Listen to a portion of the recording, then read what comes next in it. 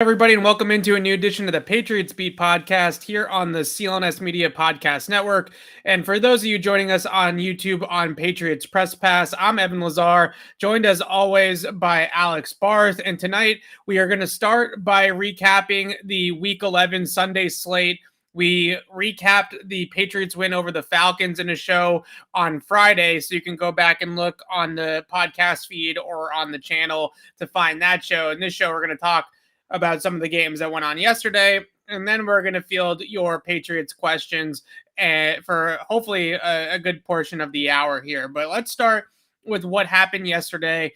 And Alex, it's Week 11. They don't hang banners for being in first place in the AFC East in Week 11, but it does feel good. It feels a little bit different in a lot of ways from how it has in the past with the Patriots' domination. To have the Patriots sitting atop the AFC East in Week 11 after not leading the division at all at any point during the season a year ago. Well, they did. They did after Week 1. Remember, the Bills they were tied for the top of the division. Were they? Buffalo is 1-0. Okay. It feels good, and this goes back. We're gonna see. There was something I called the Brady Belichick effect, which is basically the Patriots, teams would play themselves into self-fulfilling prophecies against the Patriots. It's basically how 28-3 happened, right? Right. They'd have the game in the bag, but because you have Brady and Belichick on the other side, teams would psych themselves out. They wouldn't do what they needed to do. They'd become so worried about it that, bad things would just happen to them. Obviously, it's not the Brady Belichick effect anymore, but you think it's in the Bills' heads a little bit? You think it's in the Bills' heads a little bit? Not just they're not in first place, but the team in first place is the Patriots. Like that, I think, is in there. I think teams around the league see this coming, see what's coming, and the Patriots have to do their part. You can't forget about that. But I think this team has been so dominant for so long that, especially with Bill, there is still a little bit of a psychological effect where, the Patriots chasing you is different than the Chiefs chasing you, or the Bills chasing you, or the Chargers, or the Ravens, or whoever. Like, Bill's different, and the Patriots are different. And I'm interested to see how this plays out because I was talking to one of my friends this week who's a Bills fan. He actually called me yesterday after the game and asked me to help calm him down. And I was the wrong person to call. I took a massive victory lap. But part of, what I told him is, if the Bills are the team we were told they were, the team that you and not you, like you, right, like everybody said, and the math nerds loved, and all of it. If the Bills are who we were told they are, and Josh Allen is this legitimate MVP candidate and not a fluke from last year, like, everybody yelled at me for suggesting, they will steamroll the Saints on Thursday. This is pure will. The Bills are a more talented team. It's a short week. There's every reason they should win that game. If they struggle, even if they win close, if they struggle, that is a massive sign that the Bills are not ready. And I think falling out of first place is part of the mental effect on that team if they do come out and lay an egg on Thursday. So I don't want to rag on the Bills too much because why not? Because I don't want to speak too soon. There's a lot of season left, right? And a lot can we don't have to do it projecting wise, but I think that some things have been established. I think last year was them playing above their talent level. I think for Josh Allen last year was an anomaly.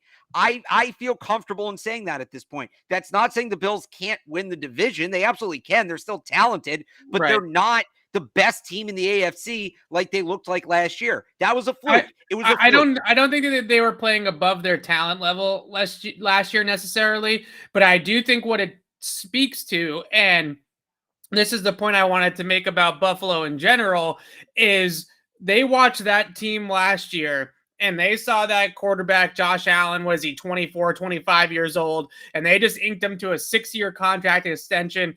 The Bills thought they were going to dominate the AFC East for the next decade, right? They thought that they were going to be a dynasty, maybe not win 6 Super Bowls like the Patriots did. But they thought they were going to win 10. Get out of here. They thought they were going to win 10. They bought that freaking billboard on Route 1. They bought that freaking billboard on Route 1. They thought what they thought. Okay, let's not let them off the hook. I'm not letting them off the hook. They thought that they were going to dominate this division for years to come.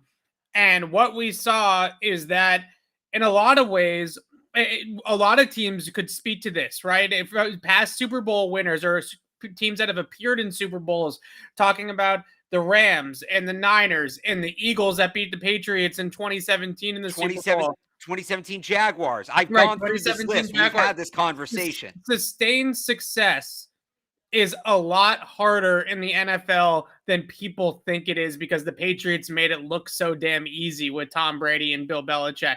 So the boasting and the thing that I think is the most fascinating is that the Bills truly felt like they were going to dominate this division for a decade. The players bought it. Like, I think the players bought into it, not just the fans. Right. I know I'm kind of going off on the fans, but you're right. I think the players bought into that. Yeah. Now, and we're going to talk about blueprints here in a second, and if the Colts gave the Patriots a blueprint. And quick pause, because you were listing off all those teams. I love this in the comments. Are the Bills the 09-010 Jets?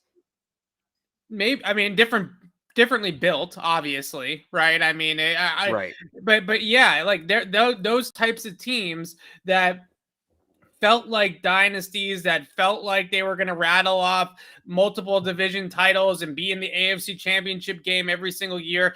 And when we revisit this in 6 weeks and 7 weeks into January, into the playoffs, maybe the Bills do turn it around, right? Who knows? Who knows? But the point is that they have a battle on their hands with the Patriots for this division already. A year after Brady leaves, Belichick hits the reset button in one offseason, and we're right back to battling it out for the division with Buffalo. And when you look at across the board now, talking about some of these, I know you hate the nerds, Alex, but talking about some of these advanced metrics, efficiency metrics, the Patriots all of a sudden are leading the league in a lot of these metrics, right? Like DVOA, Football Outsiders came out today. Depending on what happens tonight with Tampa Bay, who's also up there in the DVOA rankings, the Patriots are their favorite to win the Super Bowl right now by the math, right? They're the favorites to win the Super Bowl. That's incredible that we're talking about this. I wanted to pull up this graphic real fast. I just tweeted it out, but I just think it puts into perspective. This is the Patriots in EPA on defense and offense during their 5-game winning streak relative to the rest of the league. Look at the Patriots are in a different stratosphere, right? They're all the way over here. There's children that watch this show, man. You can't put up something that dirty. Look at this. That is, you're making me feel a kind of way right now. So I don't know about doing this on the air. Flash lines that you see here are tiers, right? That's how this site breaks it up. It says, NFL team tiers. And again, this is since week 7 during the 5-game winning streak. The Patriots are 2 tiers above everybody else in the rest of the league. And because they're in the absolute top right, they are first in offense and first in defense during this stretch. And what is this of EPA per play? Okay. Yeah. So by a lot of these metrics, whether you go by EPA or DVOA with Football Outsiders or, ELO ratings or whatever you want to use on a play per play basis, the Patriots are the best team in the NFL in a lot of these metrics eyes. I'm not ready to go there yet. In this span. But also DVOA, Football Outsiders weighted DVOA, they're the best team in the league all season long, because that takes out some of the first couple of weeks and puts more of an emphasis on games in recent weeks. But I just that's the biggest thing to me is watching this unfold yesterday. You mentioned the Patriots aura and those types of things. You watch all of these teams lose games they shouldn't lose, like the Titans losing to the Texans, lose players to injury, right? You see guys go down in these games, and it feels a little bit like the good old days in New England, where the Patriots are winning this war of attrition. The Patriots now are all of a sudden we're getting into November, late November into Thanksgiving week, and the Patriots are the team that's going up and up and up, right? I mean, this is how we've watched this movie for 20 years. And that's pretty cool. We're just talking about right now. There's still a long way to go. I want to discuss these games that we saw yesterday, and I want to start with the most recent opponent for the Patriots, obviously, with the Titans against the Texans. I rewatched this game this morning, and in all actuality, the Titans more or less dominated this game until Ryan Tannehill decided to throw a bunch of picks that he had no business throwing, right? I mean, they Right. outgained them 420 to, I think it was 190 or something like that in the game. They possessed the ball longer. They almost tripled them in yards. But what we did see, if you're a Patriot fan looking at blueprints, right? What can the Patriots take from that game from the Houston Texans?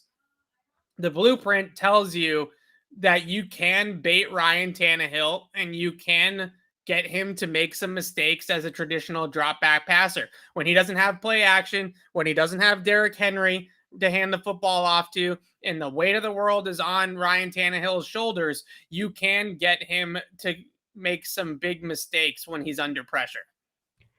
Yeah, Bill said it this morning, you can't count on the Titans to turn the ball over 4 times, 5 times, whatever it Right. was. But I think what you're seeing too is Ryan Tannehill very quickly here has had to adjust.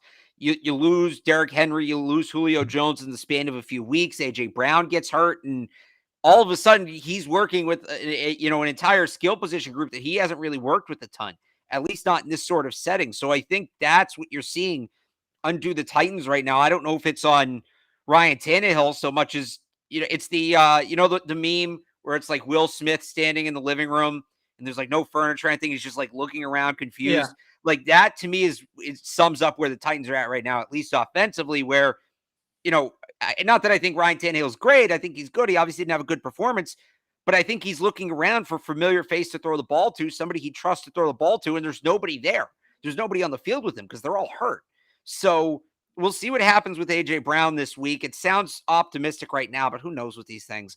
But they won't have Julio Jones. They won't have Derrick Henry. We know that.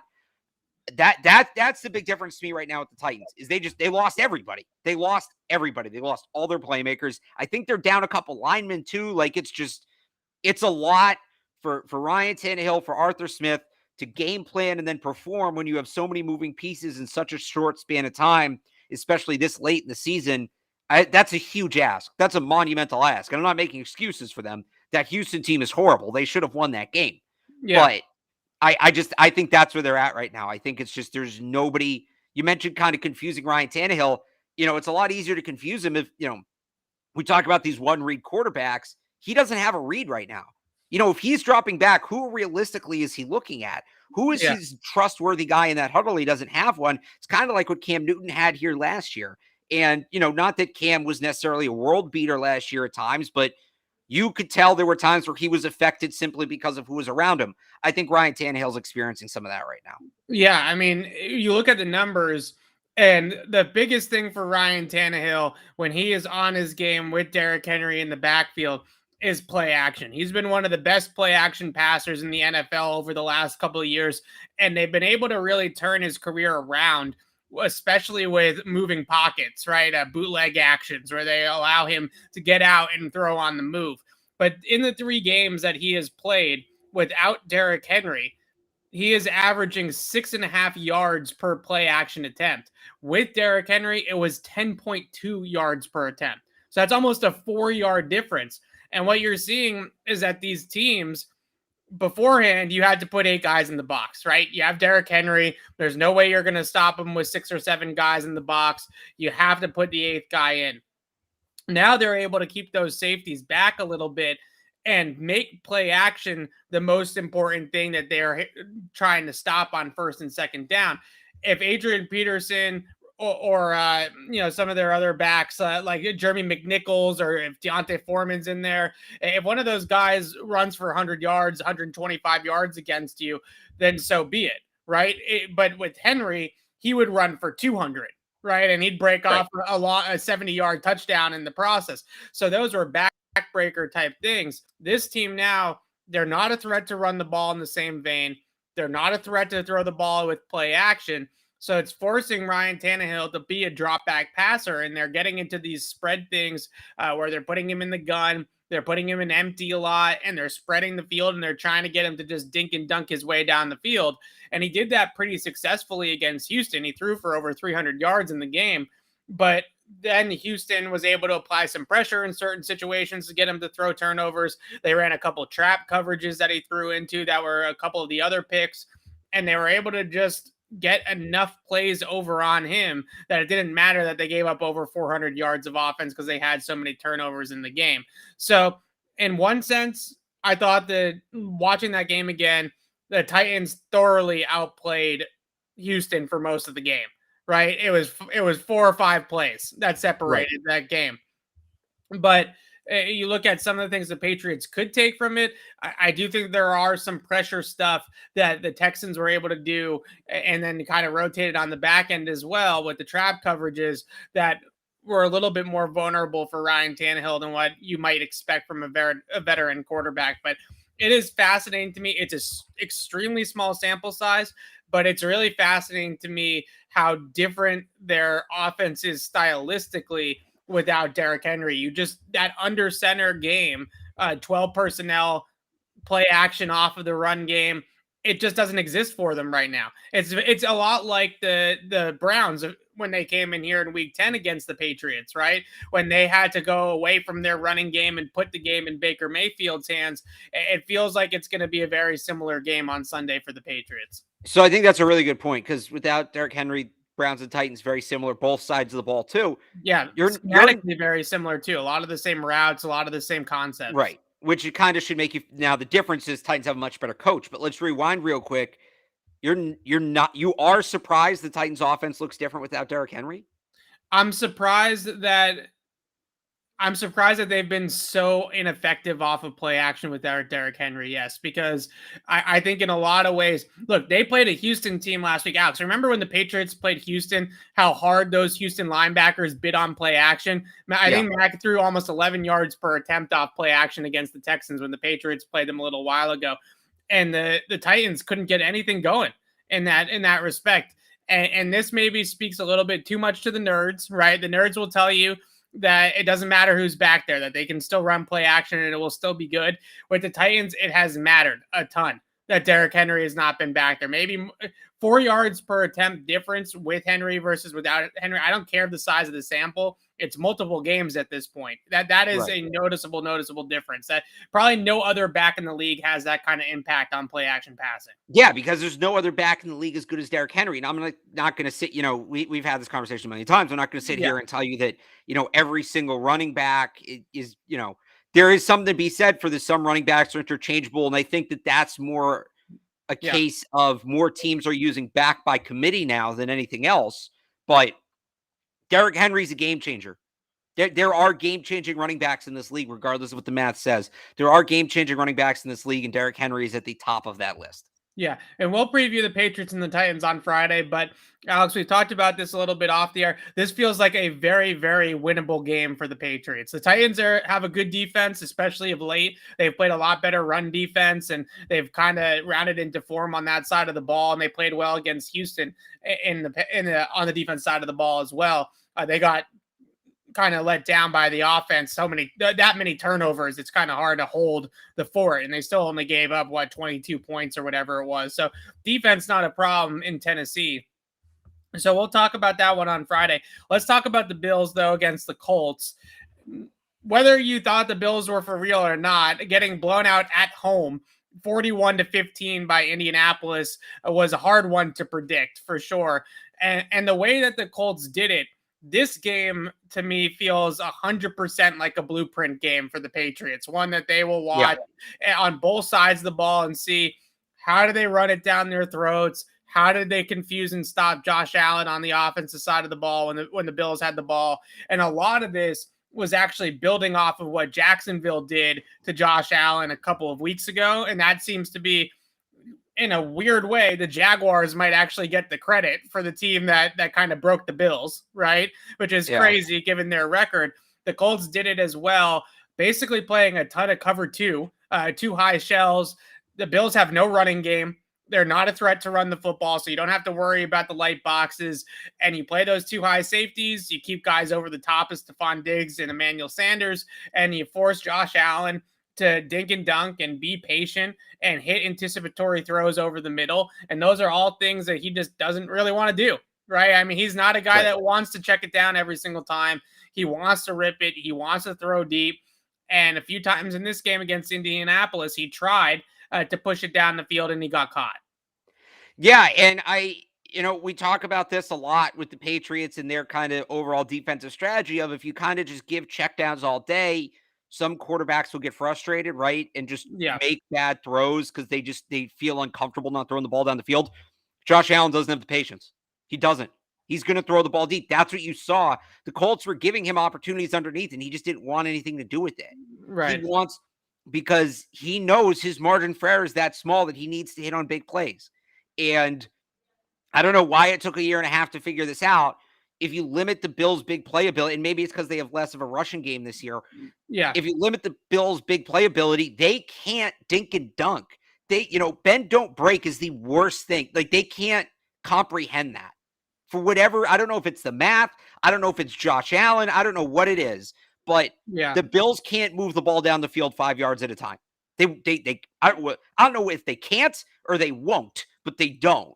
The guy that's supposed to be there for that is Cole Beasley, right? He's supposed to be the chain mover, the Edelman Welker type underneath the defense when the defense is taking away the deep ball to Stephon But even they're Diggs. sending him 15 yards up the field. Yeah, I think a big problem with what you see is Josh Allen has a lot of physical tools that are really, really good, and his accuracy is much better than what people expected it to be at the NFL level. But when he has to anticipate a receiver coming over the middle on a slant or a dig route or something like that, and he's got zone defenders dropping underneath those, and he's got to throw the guy open on the move on the other side of the zone dropper and anticipate that window, his accuracy has been off. Against the Jaguars, it was off on Sunday against Indianapolis. So because he's got such a cannon, he's a see it, throw it type of guy, right? He wants to see the guy get open, and then he's going to throw the football down the field. And he also has instead of just hitting those windows, instead of just hitting those underneath throws, he tries to extend plays with his legs and play playground football at that point and try to hit the broken plays. But if you have a fast defense, or if you have pass rushers that are athletic and are ready for that sort of thing, like Indianapolis does, or even Jacksonville did, because they had a bunch of athletes because they have so many high hits all the time, right? They're able to smother that type of play. But he does not want, and he's got a lot of strengths to him, but Allen does not want to sit there in the pocket and hit the 8-yard slant into the second window with anticipation, with accuracy, with timing, all that kind of stuff. That's not his game. And if you play these zone coverages effectively enough and you force him to be that kind of guy, then he's still an inaccurate quarterback in that sense. But this goes back to what I've said all year. And honestly, this is why Mac Jones was picked 15th overall. Because as exciting as all that other stuff is, it's not sustainable to win if you can't hit a quick slant route on 3rd and 5. Yeah. It's just, you might win some games here or there, and the Bills stacked them up last year. It's not sustainable. It's not realistic. We've seen it with Mahomes this year toward the top of the league in interceptions. We're seeing it with Josh Allen right now. Teams don't value the basics.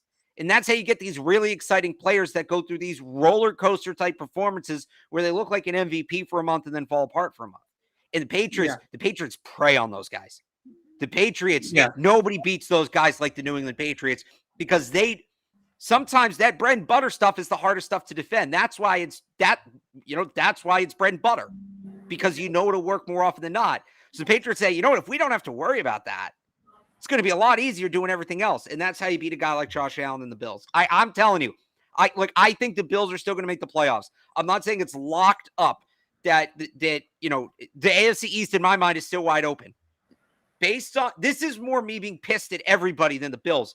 Based on what we saw last year and what we heard all summer, the AFC should have never been a question. The AFC East should have never been a question. It should never have been a question. I had Bills fans sending me power rankings in August telling me, why do I even bother rooting for the Patriots? And you know what? That is the first time I knew that the Bills were in trouble, because you don't send August power rankings unless you are wildly insecure about the talent level and the ability of your team. Nobody in New England for 20 years was texting their friends in other cities preseason power rankings. We might have texted them to each other because the Patriots were too low, but we didn't text them to anybody else because we know that doesn't matter. It's insecurity. It's insecurity, and you're seeing it on the field now. Why? Because here's the thing. They follow that team closer than we do. They may not have realized it. They saw things to be insecure about, and now you're seeing what they were insecure about on the field. Yeah, it is interesting to see Really Josh loud. Allen, Sorry. the prodigal son of Buffalo, Josh Allen, who everybody in Buffalo thought was going to be a perennial MVP candidate year after year after year for the next decade plus. He certainly looks human as of late, right? And we'll see what happens. Not to compare the two teams because I know I'm going to get yelled at, but this Buffalo team, watching them on tape, remember the Football Life in 2009 when Belichick said, all we have is Moss over the top or Welker at the sticks, and everybody knows it, right? We don't have anybody else to throw to. We have no running game. We have nothing else that we can throw at people. This Bills offense feels like they have Diggs over the top and Beasley underneath, and that's it. If you take those two things away by putting two deep safeties to keep the top on Stephon Diggs, and you hit the five guys underneath in the zone coverage and cover two to take care of Beasley, there's nobody else to go to. And that's a big problem for Buffalo. On the defensive side of the ball, they give up 264 rushing yards to the Indianapolis Colts. 264, a really awesome schematic game from Frank Reich and the Colts offense in terms of all the different things that they threw at Baltimore, at Buffalo in the run game, right? They ran all sorts of different diverse types of schemes. They ran jet motion. They ran different kind of trickery where Nyheim Hines was lining up in the slot and then taking handoffs from that position out of two back sets. They ran a bunch of different things. Jonathan Taylor obviously ran down their throats. Crack schemes, crack toss schemes, wham schemes the Patriots might be able to use. The Pats are not a big zone, outside zone type of team. That's not really their foundation as a running team. But if Indy can run for 264, the way the Patriots have been running the football lately, you got to think that they would be able to run the ball on Buffalo as well. Yeah, I more watch that the other way, as to say, I'm watching the Colts run the ball like that and thinking, well, what are the Patriots going to do against them? Yeah. And this is something where I think the Bills screwed up game planning wise. By the way, something else I said 2 years ago, that Sean McDermott's not the guy. Sean McDermott's not the guy. There's going to be potentially 3 seasons with 3 successive worst finishes. Yeah. I didn't like that defensive game plan for the Bills, and I think the Patriots will attack that better. That's going to be a really tough rushing game to stop, and I think we're going to have a ton of fun talking about it. I think that's the week after the bye, right? Yeah, it's unique. It's a unique scheme because Wentz does have some athleticism, so they can run a lot of things out of the gun and not necessarily always be under center. So I think that was the problem that Buffalo ran into with that scheme was they had 11 personnel. Sometimes they had 21 with the two backs, Nyheim Hines and Jonathan Taylor on the field together. And they were matching those sets at a lighter personnel because they're worried about the pass game out of 11 and stuff like that. But they were able to run the football out of 11 extremely effectively. So the Patriots are a team that runs out of 21, right? They're a team that runs that with the fullback. So it's a little bit different in terms of what they're going to do against Buffalo. But clearly the Buffalo pass defense has been lights out all year long, red hot. Their third down efficiency, their turnover rate, all these types of things have just been electric in Buffalo all year long as a defense. Their pass rush, one of the best in the league. So trying to run the football down their throats, it sounds like probably the best way to go about it at this point. Well, just the other thing I think was funny from that standpoint, again, this is where, we'll bring this back up when the Patriots play the Colts, and Wentz looked good at times in that game. I'm not going to say he didn't, but why are you so worried if you're the Bills about Carson Wentz throwing the ball?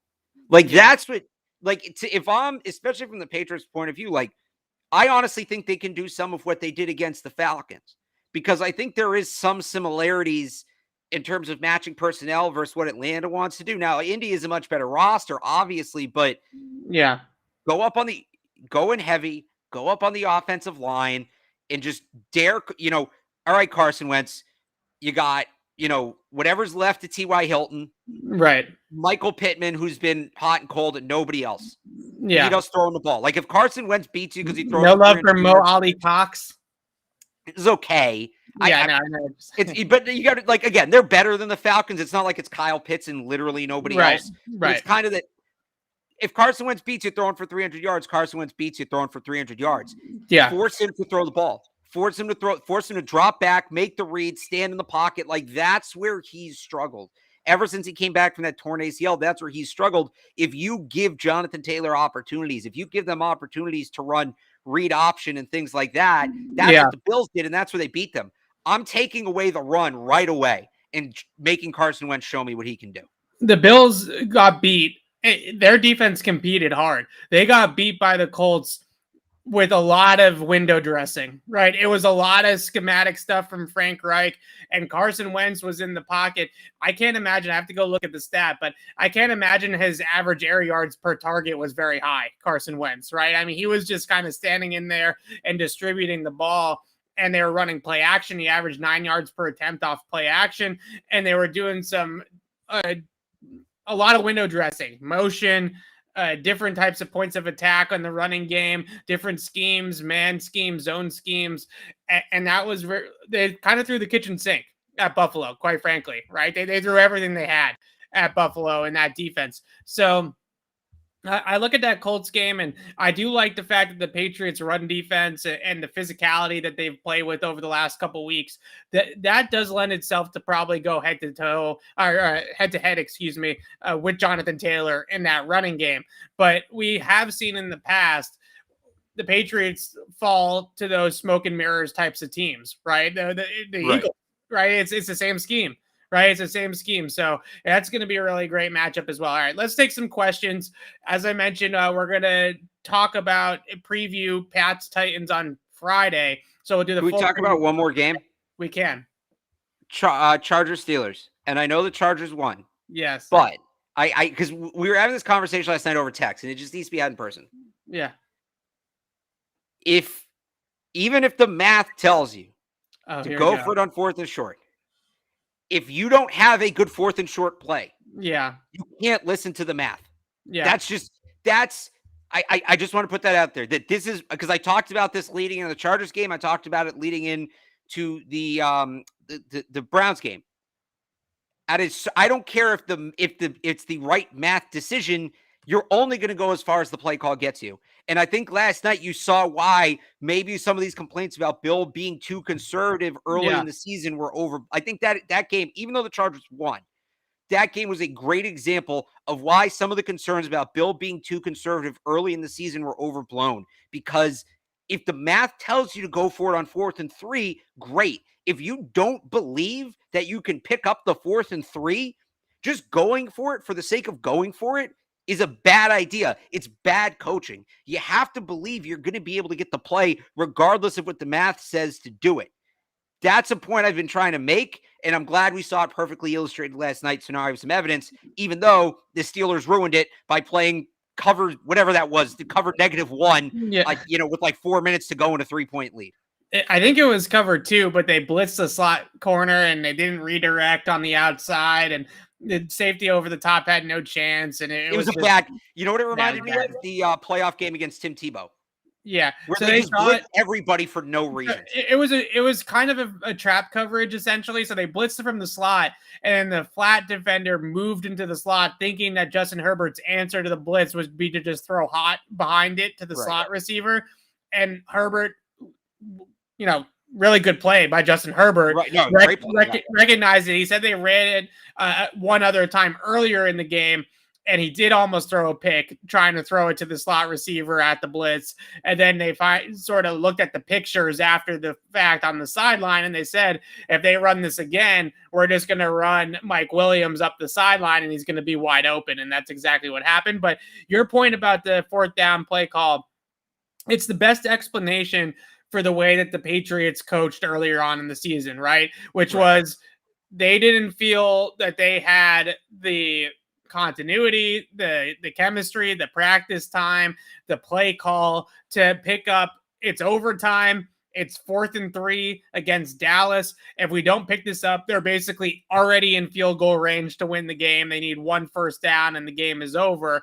They didn't have a play that they felt 100% comfortable with calling. Now that we're in week 12, I wonder if their thinking would have changed, right? I wonder if it's a really good point. Yeah. I wonder if we've grown. I wonder if we've evolved from that point on.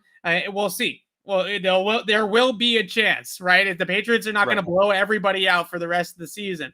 So we're definitely going to see some more opportunities and see some chances where I think the biggest, the Mac detractors right now, the biggest kind of trope that they throw out there is that Mac has never had to orchestrate a fourth quarter comeback or had that signature down by a score, game tied with the ball, whatever you want to, even though he did against Dallas, but he did against Dallas, he did against Tampa Bay, and he basically did against Miami as well. But all the 3 of those games, unfortunately, just didn't end up going the Patriots' way at the end, and nobody remembers unless you win.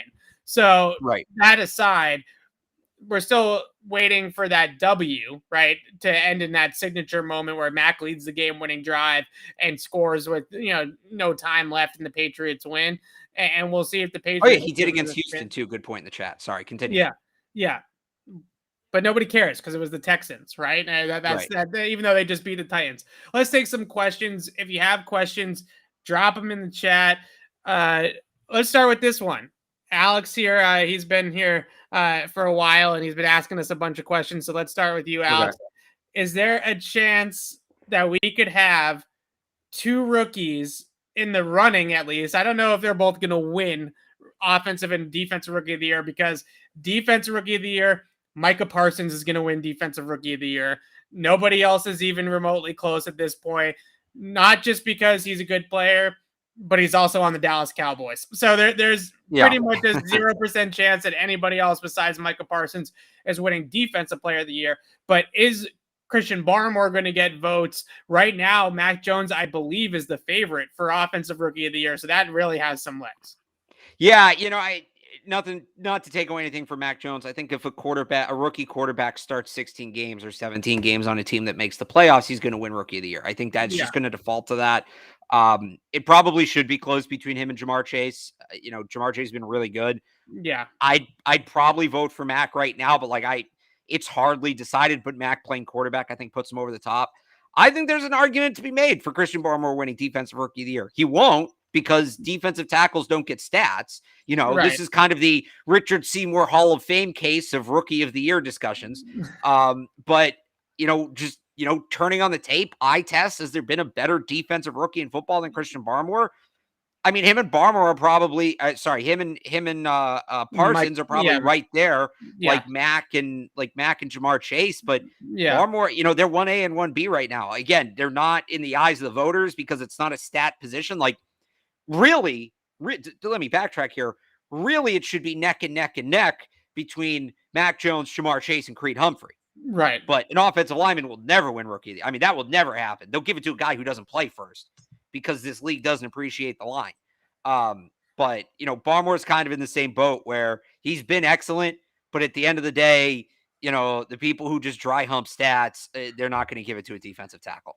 It also hurts Barmore that PFF doesn't like him very much, because I'm telling you, as much as I hate it to a degree, a lot of these reporters that have votes for these sort of things, they pull up the PFF grades and they definitely use that. You can just tell based off of the AP All-Pro teams from the last couple of years that PFF has had a major influence on who is getting these votes and who's not. And the fact that Barmore is grading out as a little bit slightly below average rookie right now for the Patriots. Which is nonsense. It doesn't bode well for him. That's for sure in the rookie of the year. Defensive rookie of the year, like I said, it's going to Micah Parsons. It's already over. You can already put his name on the award, for better or worse. Should we take a second and talk about N'Keal? Because a lot of N'Keal questions. I think I want to say this about N'Keal. I really commend him for his effort. He tries his ass off. He really does. He blocks hard. He is running routes hard. I never turn on the tape of the Patriots offense and look at number one and question his effort. Never. The guy has really tried really, really hard, dating all the way back to training camp. The stats in the passing game aren't necessarily there. Not all of that's his fault. Sometimes the read's just not coming to him and the ball's just not coming to him. And we know that the Patriots don't draw up plays, right? What Bill Belichick always says, they don't draw up plays to throw it to one guy unless it's a screen pass. But has he earned more touches or more looks with the effort that he's put out there on tape? Yeah, I mean, I've said this. I think when they've thrown him the ball, he's looked good, and they've given him opportunities for some of those, contested catch plays that, that's his bread and butter, and it took him long enough to get those plays. But I wouldn't hate if they throw him the ball more. I don't want to see them force it to him. And he's playing a good amount. He played 41% of the snaps last week, 52% the week before that. Yeah. So he's on the field, and I'd have to go back and really look, and you'd like to think the reason the targets are so low with that high of a snap percentage is because that he isn't getting open. You don't want to think Mac's just missing him. And it could be they're running the ball a lot, and he's a good run blocker too, which let's not overlook that. But I think he's played well. I think all things considered, he's played well. It's just the opportunities have been limited, but he's made the most of the opportunities he's gotten. Yeah, I would agree with that. I want to look this up real fast if my computer will let me. His snaps on rundowns versus pass downs, right? Because it feels like he's not running a ton of routes when he's in the game. So here's what it says. He's run 75 routes so far this year, and he's run blocked 98 times. So he's out there in a lot of ways. His usage is really similar to Jonnu Smith's usage, right? He is being used as a blocking wide receiver in the same vein that Jonnu is being used as a blocking tight end.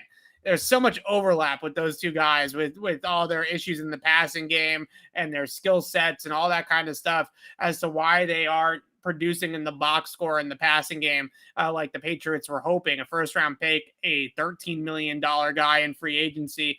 A lot of overlap there in terms of what's going on. And N'Keal is another one of those guys that most of his snaps, not all, but most of his snaps are in the running game. Right on Thursday night against Atlanta, it was 15 run blocking snaps and 9 pass routes. In Cleveland, it was 23 run blocking snaps, 11 pass routes. So they're just not letting him run a ton of routes. They're putting him in there to block, and he's a good blocker. Right, he's graded out well as a good blocker in PFF system. His eye test is a good blocker. So that's something they got going for him with N'Keal. Let's keep it on the blocking and the run game. This is for all the fantasy football people out there, but also just an interesting conversation as well. The Patriots backfield touches just distribution moving forward. Ramondre Stevenson against Atlanta had 12 carries. Damian Harris had 10 carries, basically an even split. And Ivan Fears, or who was it, Vinny Sinceri today, I think he said that basically the guy that was going to be on the field more was going to be the guy that was more successful, right? If you had the longer drive, they were alternating. One Stevenson drive, one Harris drive, one Stevenson drive, one Harrison drive. And as long as you kept getting first downs, you were going to be out there for longer and you're going to carry the ball more. But how do you see this going forward? Do you see this being a complete timeshare like it has been or like it was last week? Yeah, I think that's the most effective way to do it. And maybe there's some things on tape they notice where one guy's better for one specific matchup than the other. We used to see them do that with backs in the past, but I've said it a million times, when you get those guys going and it gets cold and it gets tough to tackle and you can keep them fresh by rotating them, the defense isn't changing. I mean, it just makes them both better. So yeah, I think relatively evenly splitting them is the best way to go. And I think you'll see the Patriots continue to do that. Yeah. Assuming everybody stays healthy. I think they'll be split, assuming everybody stays healthy, and obviously assuming that Ramondre Stevenson hangs on to the football, right? Because if that happens again, then they're just going to ride Damian Harris like they did in the beginning of the year. But assuming that Ramondre keeps playing like this, because even though that run got called back because of the hold, that was a special run, right? I mean, the way that his movement in that run to slip the tackles and then be able to have the speed to bounce it to the outside. I think Damian Harris is a really good player. Damian Harris doesn't have that in his bag. right? I mean, he doesn't have a Right. run like that in his bag. So I think Ramondre Stevenson, in a lot of ways, is maybe the more talented player, but I think that they're both good enough, right? It's really 1A and 1B, and they're both good enough to allow both to continue to split the carries. But that Ramondre, I haven't seen a Patriots running back have a run like that, whether it counted or not, in a long, long time. You know, to kind of show that kind of elusiveness and special acceleration. I mean, that was something else. So Yeah, that was special. yeah. All right. Talking more awards here. Judon, does he got a chance for Defensive Player of the Year? I think he's definitely got a chance. I can pull up the odds real quick. Some of the guys ahead of him right now, Trevon Diggs is definitely up there for a lot of people just because of all the interceptions. TJ Watt's had a great year, but he's now injured. Aaron Donald is always in the mix as well. And then Matt Judon and Myles Garrett are the kind of the five that most sites have rounding out the top five for Defensive Player of the Year. This happened with Stephon Gilmore to a degree. There was other good players that year on defense, right? When Gilmore won it, Right. But when you're the best player on the number one defense in the league, if the Patriots do end up the year as the number one defense in the league, he's going to get a lot of votes. So here's the hierarchy of how Defensive Player of the Year works. If there's an elite corner, and that doesn't necessarily mean interceptions, but if there's an elite corner, that guy's going to win it. If there's no elite corner, did a linebacker get close to 200 tackles? Like Luke Kuechly era, right? When he got like, what was it, like 160, 180 in a season? Like, did a linebacker flirt with 175, 200 tackles? No. Okay, so then the third, sack leader. More often than not, it defaults to the sack leader. Judon is in second right now. He is 10.5. Actually, did Garrett get one on Sunday? He was at 13. Yeah, so Myles Garrett still leads the league in sacks. I can pull up the 13. He's still at 13, yeah. He didn't get a sack against the Lions. Shout out Penei Sewell, by the way. Penei Sewell had a great game. Yeah. Yeah. Anyway, so Judon, I think, is in the discussion, but he's not going to have the tackle numbers to pass Garrett. So he, like, Defensive Player of the Year is one of the, when it comes to voting, Defensive Player of the Year is one of the laziest awards because, again, they look, all right, interceptions, tackles, sacks. Did anybody have an absurd number of one of those three categories? And if you're not first on one of those lists, it's going to be really hard for you to win it. So I think Judon's played incredibly well. I think you could almost argue he's played better than Garrett, just given this, for him to have this many sacks in this scheme. I think you can make the argument he's played better than Garrett. But again, the dry humping of the stats, if Garrett finishes with more sacks, he's always going to win it ahead of Judon because that's just the way the voting works. Yeah, I also think in Gilmore, I think was a lot of the votes that Gilmore got in 19, I also think were sort of an aura thing where it was clear that the entire defense was running through Stephon Gilmore, right? And I do think that there is some element to that with Judon this year where not only is it on the field in his physical statistics, right? His physical production, but what he's doing for other guys and what he's doing off the field and his attitude and his chemistry and just the way that he's leading this football team in a lot of ways, from a locker room presence on the practice field, all that type of stuff. Maybe that is something that us local guys know a little bit more about, us beat writers know a little bit more about than some of the national guys voting for this award. But that can't be understated. Like, Myles Garrett's a great player. Trevon Diggs is a great player as well. TJ Watt's a great player. Matt Judon has come in here and changed the culture of the defense in a lot of ways. He's come in here and made the Patriots cocky and confident again in a good way, for New England at least, not a good way for their opponent. So and there's something to be said for that. Yeah, I think the difference is with Gilmore, remember, they'd show that stat every week of like him, like the elite receivers in their numbers against Gilmore, right? Yeah. I don't know that exists for any pass rusher. You'd have to pull out the best tackles he's gone up against and, and it's not, right. I almost wish, if the NFL had the equivalent of the Lady Byng Trophy, which is in hockey, it basically goes to kind of everything you just said. They call it the gentlemanly player. It's not really that. It's more so like, kind of like what you said. The guy who's the tone setter. It goes to basically the best captain. Who's the best leader of their team? Like Judon would be the Lady Bing favorite if there was an equivalent in the NFL by a mile. Right. It's just, it sucks because it's such a stat heavy award, and Myles Garrett has more sacks, and that's what it's going to come down to. And it's dumb, but that feels like it's the reality. Yeah, I want to save this question for the end because I think Alex would enjoy that one. Let's go back to this one from Alex. If you have questions in the chat, please put them in there. I got two more here though. I need to know which question this was now. I also have a question for you at the end, but anyway. Okay, well we'll get to that one here. Let's start with this one first. Kansas City. I tweeted out yesterday watching that Chiefs Cowboys game. Now the Kansas City offense, for whatever reason, started the game red hot and cooled off a little bit as the game wore on, and they ended up kind of winning that game with their defense in the second half. But the fact that they can win games against a really good Dallas offense, and I thought in particular the way that Kansas City's defensive line overwhelmed the Cowboys offensive line in that game was really impressive if you're the Chiefs. It feels like the Chiefs are probably the best team on paper in the conference, right? And now that they've sort of figured out some of these kinks along the way and are playing good football again, definitely the biggest danger in the conference. I put them number one ahead of it. Patriots, Tennessee, Buffalo, Baltimore, all those guys I think are still chasing Kansas City no matter how the seedings kind of shape out at the end. Yeah, Tennessee was healthy. I'd still say Tennessee. Obviously, they're very much not. So the worst thing that could happen to the NFL was the Chiefs finding their rhythm. And that was a game yesterday against a team that they don't match up with well on paper in the Cowboys, right? That's a game that it really felt like the Chiefs were going to get blown out just based on the X and O's matchup, and they spanked them.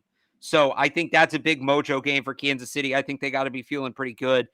We now know that Patrick Mahomes plays much better when Jackson Mahomes doesn't go to the games. So maybe you make that adjustment. You tell him to stay home. You make him stay home, whatever you have to do. But it does feel like the Chiefs are back and have their mojo back. And that's scary because at the end of the day, it's the NFL. If you have the better quarterback, you're going to be able to win more often than not. The Chiefs have the better quarterback than all but one team in the league. So, and that team's in the NFC.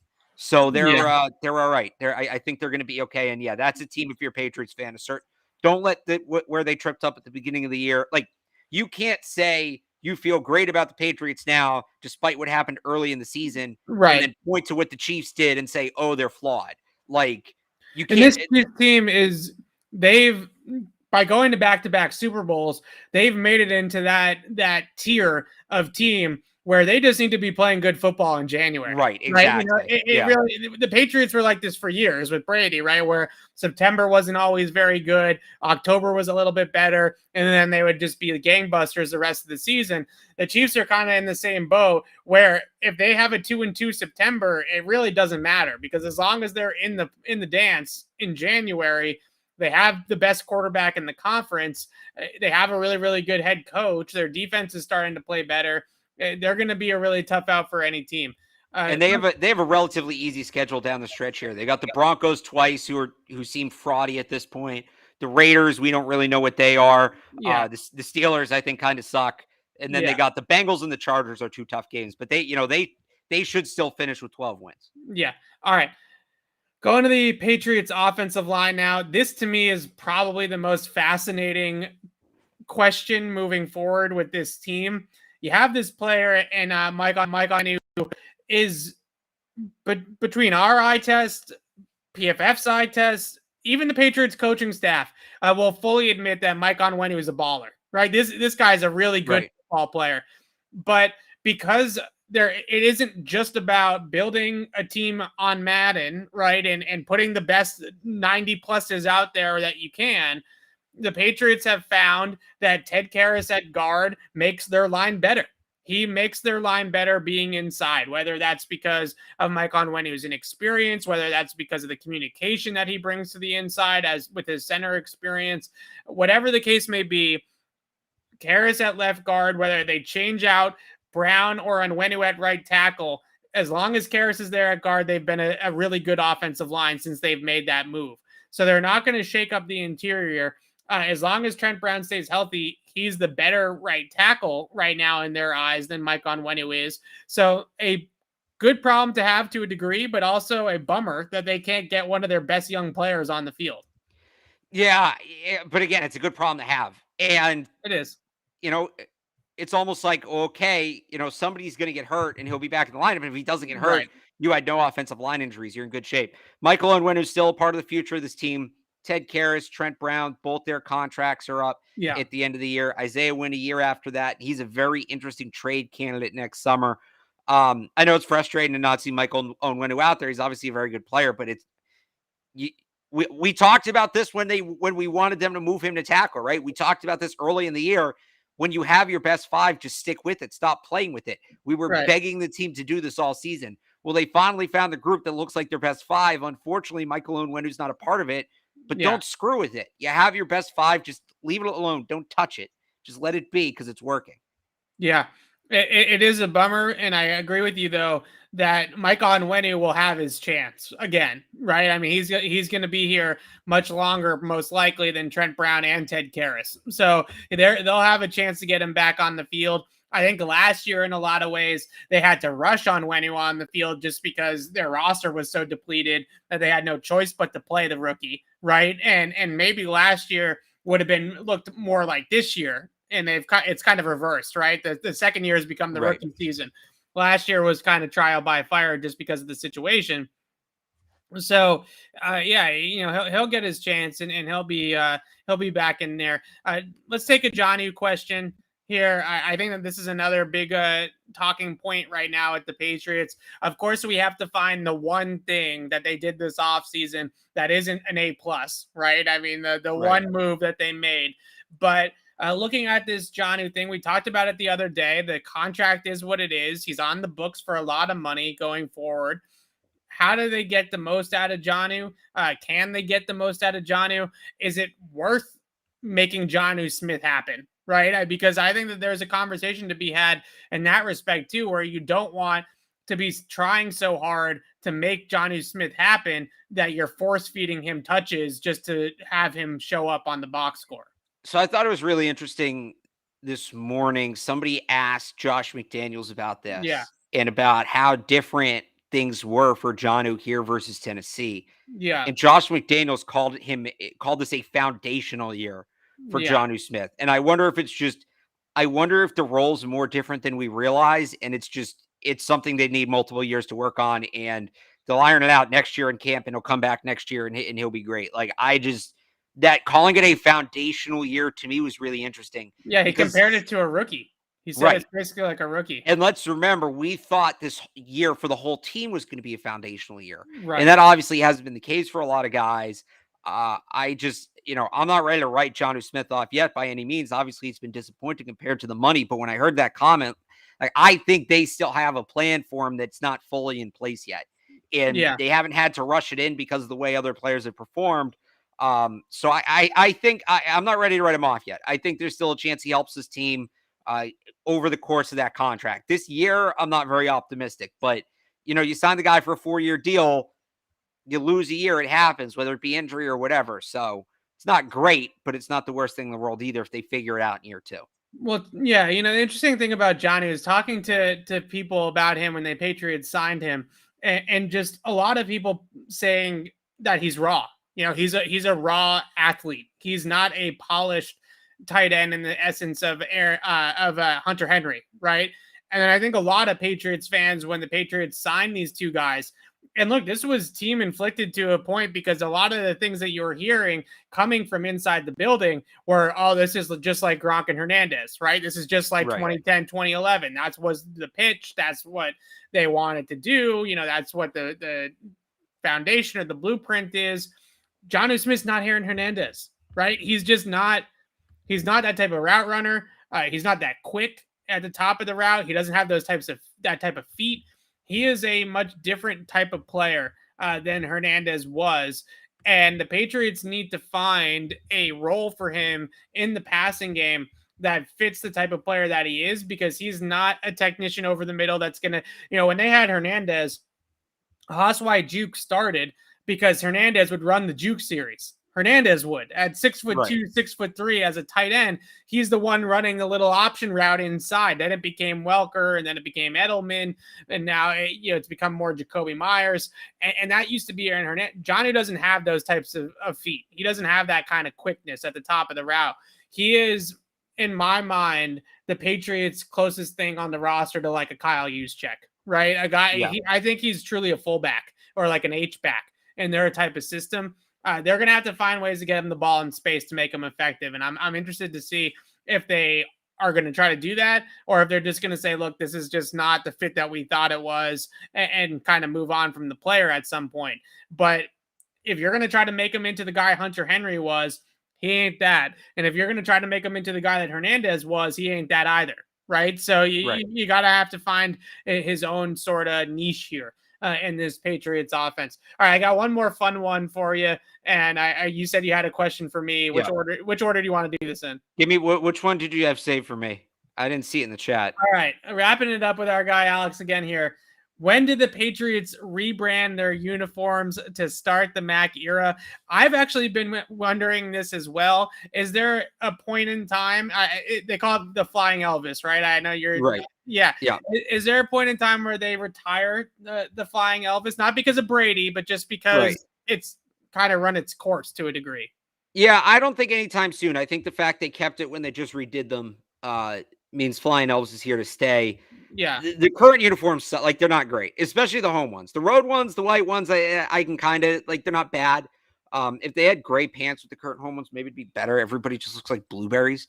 But so the interesting thing is next year, the helmet rule changes, where there's been this rule the last couple of years where teams could only use one base helmet shell. So that'd be like, people be like, well, how can the Giants wear their throwbacks or whatever? Like, it's all the helmet is one shell, it's one color, and that's all stickers. You could change the stickers, you could change the face mask. You'd have to repaint the helmet essentially. That rule goes away next year, which means the Patriots can wear white helmets again, which means they can bring back the red uniforms. So hopefully, like a couple years ago when the Browns changed their uniforms and they were atrocious and everybody hated them. Yeah. You can't, once you change your uniform, like officially change it, you can't change it again for 5 years. That's the rule. So the Patriots are 2 years into this. What you can do is add an alternate and wear that alternate the majority of the time. You have to wear each uniform a certain amount. I think they would have to wear their blue one in at least 5 games. But, you can cross out, if you have a road game in Miami early in the season, they're going to wear white. So you can wear the blue there. You cross that out. You can set it up where you're wearing red more than you're wearing blue. You just lean on the white one a little bit to make the math work. But I think we see the red come back next year. And then I think as soon as that 5-year window's up, we see something totally new. Maybe the red becomes the primary. Like, that's the only way they're getting rid of Flying Elvis. If they do it, it's because they're going back to Pat Patriot. It's not going to be a new logo. So I had heard that maybe this was in a Wickersham book or that book about the Patriots dynasty. I forget who wrote it off the top of my head right now. But I had heard that Robert Kraft didn't like the Pat Patriot logo. And that's why they retired the Pat Patriot logo and moved on to the Flying Elvis, was because Kraft didn't like the old logo or wanted his own logo from when he bought the team, right? Just his own kind of imprint on the team, if you will. So I think he is kind of married to it. I think he really likes it. I think that's his logo in his mind. That's his Patriot logo. So here's the reality, though. Robert Kraft likes to make money. And the fans, the money talks, and the money says the fans love the old Pat Patriot logo. And Kraft got his for 20-something years. I think he'd put it aside. And look, it can still be a part of everything. Like, Pat Patriot's still a part of everything. Like, I think the Flying Elvis logo could still very much be a part of everything. But the fans like it. Man, if they bring back those red jerseys and they can really market them, they'll sell so many of them. Kraft will make enough money that he'll feel better about not having his logo on the field. And it's funny you mentioned that, because the other thing is, remember, I forget who it was, that some former player brought it up. Bill hates the blue on blue look. He's not a fan of it. They wore it once in 2002. They lost, and he threw a fit about it and said never again. Obviously, he couldn't go head to head against Nike because Nike sucks. But I'm going to guess Bill wants, not the dog Nike. Here's not the company Nike, right? We've heard that Bill is kind of a uniform, like not a uniform guy, but an aesthetic guy when it comes to football. Like, he's talked about how he likes neck rolls and how he likes the big old school shoulder pads. I think Bill would be all for a more classic looking uniform, and the original gotta have white some swag. The confidence. If you look good, feel good, play good, right? I mean, exactly. I could see Bill being into going back to the red uniforms. Like he does have a little bit of a say in that. And that's something that I could see him push a little bit in the offseason. Yeah, I also loved Julian Edelman said on Inside the NFL, is it that the show that he does, that Bill used to have them change the color of their gloves so that it was the same color as the opponent's uniform, so that the refs couldn't see their hands when they would go and engage them on blocks, which is just awesome. I mean, that's funny. That's such Bill stuff right there. Edelman said that, and then it was the Falcons game that night, and all the linemen were wearing black gloves. Yeah. And I never thought of it, but if you actually look, Bill's 100% right. Oh, yeah. And you can't see the holding. I don't even know where I would begin to research this, but I'd love to. Here's an analytic I'll get behind. So that's an old offensive line trope, is to wear the gloves that match the opponent's uniform. But Bill having it trickle down to the receivers and the tight ends, that's just Belichick's attention to detail, to the utmost extreme, right? Yeah. But I saw on Twitter a lot of guys like Josh Schwartz and stuff like that, a lot of the O-line community were talking about how everybody does that in the offensive line community to get an upper hand on the hands. Interesting. But wide receivers, that one might just be Bill, right? I more so want to know how Edelman convinced him that he was above that idea.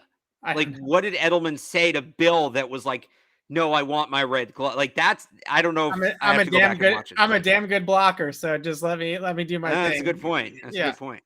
All right. What was your last question here? I gave you homework at the end of that last show. You know I didn't do it. You didn't watch a second of Alabama, Arkansas. Toto was great. No, right. I didn't. Disappointing.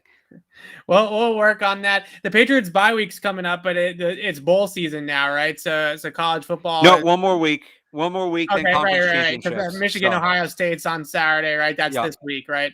So all the rivalry games. I get into it at this point of the year most of the time because it makes it easier to narrow down the draft process. They are starting to send out Senior Bowl invites. Okay. Kenny Pickett got his today.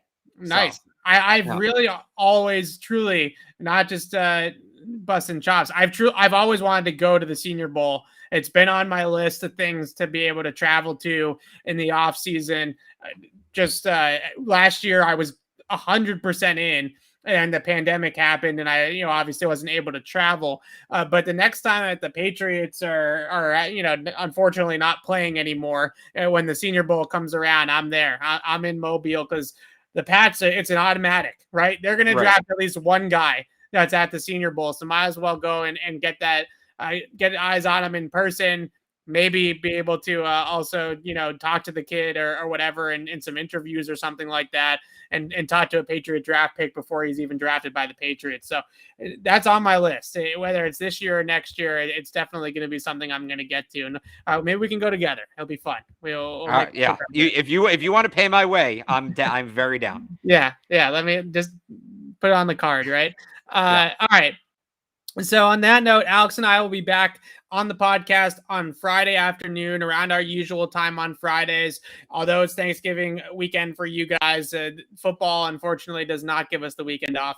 So we will see you on Friday to preview Patriots Titans. And I just want to say, on behalf of the show, on behalf of myself and Alex, have a happy Thanksgiving. Eat some turkey. Watch some football. Be safe out there on Wednesday and Friday night, but enjoy your Thanksgiving, and we'll see you guys Friday to preview Patriots Titans.